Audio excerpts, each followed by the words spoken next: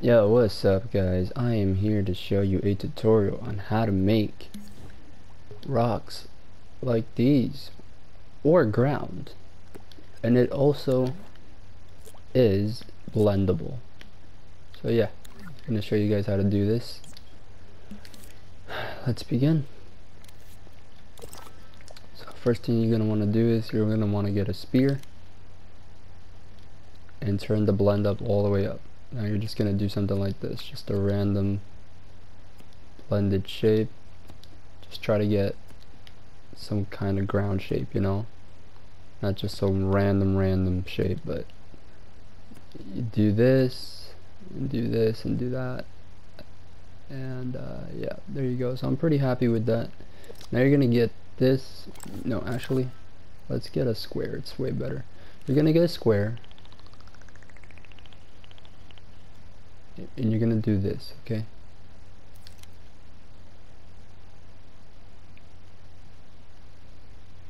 You're gonna do something like that, right? Now you're gonna get something like this. So now you have this, which basically blends in better than everything else. All right, now here's how we do the actual ground. So for the actual ground, you can use either a rounded cube. Make sure you have surface snap on, and you're gonna go to the smear. Now when you go to the smear, you're gonna basically flatten this a little bit more, something like this. All right, and then you're gonna go like this.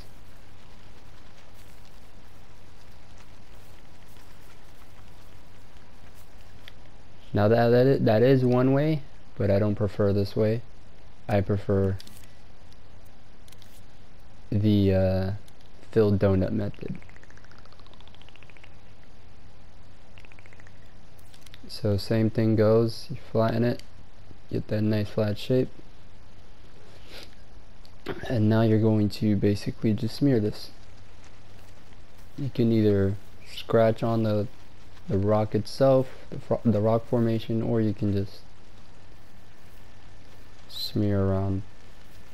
I prefer to scratch off in some areas, not all areas. And as you do this, you're going to want to press R2 a few times just to get different variations. So I'm pressing R2 to go into deeper cuts, as you can see, so that it's not all the same. Alright, so you're just gonna do this for a while, do it all around or whatever.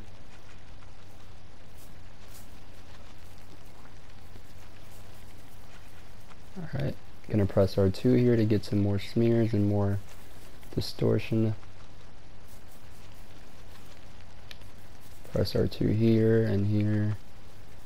So you notice how I'm pressing R2 to get those deeper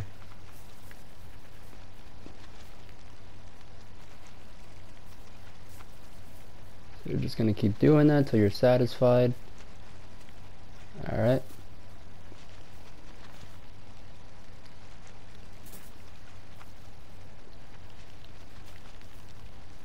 There you go. And if you really want to go into detail, then you can go in and just smear a bit more. And then you can shrink it, and you can just get really small details if you really want it.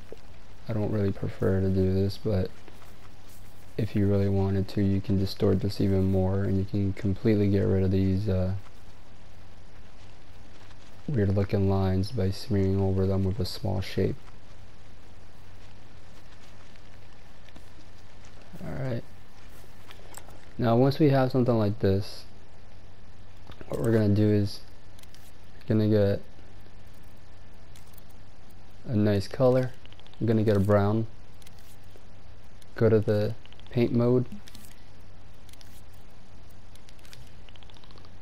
make sure you're not in blend mode, and you're just gonna press that down. Okay, once you got this pressed down, what you're gonna do is you're gonna go to the color wheel, go to brown,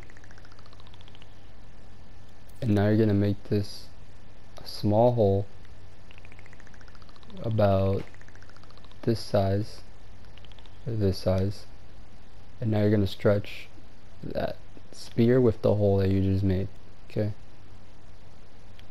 you don't have to stretch it super big, just a little bit, and now you'll have something like this, which when you do this you can get rock texture. Alright, so this is what we're gonna do. We're gonna perfectly smear this around a few times. Don't worry about the lines for now, because we're gonna blend those lines. Alright, so you're gonna smear this around just in a circle, and now you're gonna go into the opacity. You're gonna lower it down and you're gonna keep smearing, okay?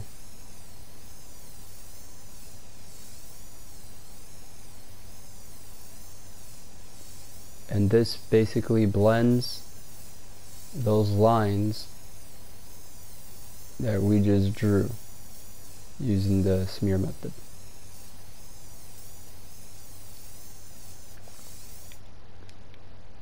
So now we're going to choose a lighter color. I prefer to choose this one, and you'll see this.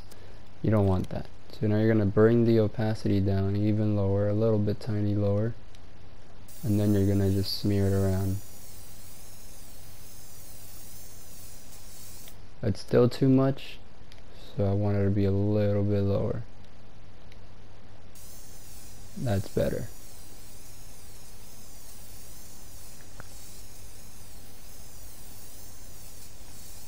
And this is just because I want a brown type of ground, but of course if you wanted a different type of colored rock, then you'd have to use the appropriate colors. Alright, now once you get something like this, actually I don't like that, let's bring the opacity even lower. So we're making it very subtle. Alright.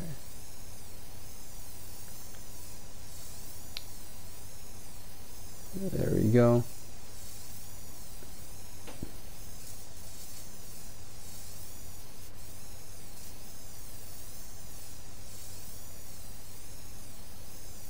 Alright.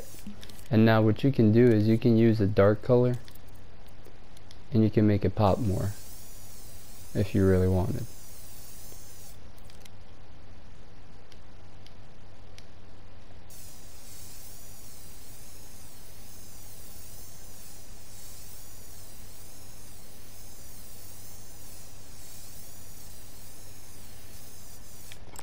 Alright, so now we got our nice floor, or ground if you want to call it. And you can also make really dark cuts if you wanted. So for example, you go in, bring that fill donut to small, get a dark color, and you can do something like that, excuse me. So let's go to a dark color and you could see it. So you guys see it? So if you wanted to make those, you'd have to make them very nicely. So smear very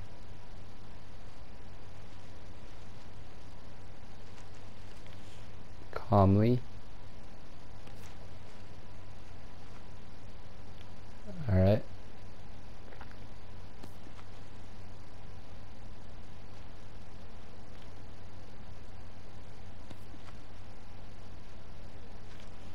And that's like if you wanted cracks in your stuff, and then if you wanted some extra texturing, then you can just do stuff like this around your rock, or your ground, I mean.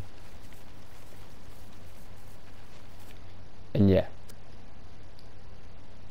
stuff like that. No.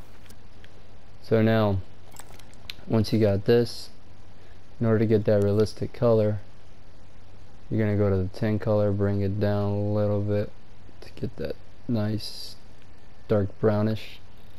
You can bring the shine up. I don't recommend you bring the shine up, I recommend you do roughness, and then you're gonna bring the saturation down to about 70,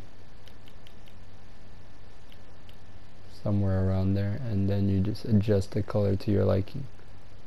Alright, and then if you wanted a gray or a gray type of rock, you can either lower the saturation, and of course you can change the colors of the rocks. So if you wanted a lighter rock, you can do that. And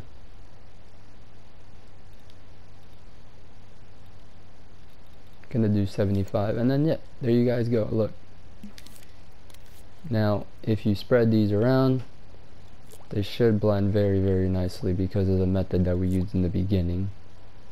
So you would just rotate stuff like this, make some a little bit bigger if you wanted.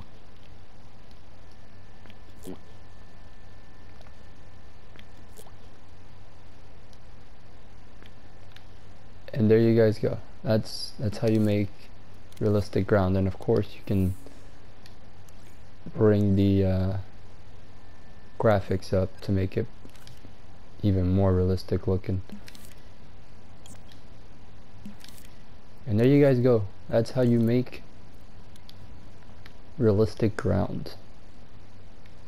Pretty simple, fastest method that I could figure out.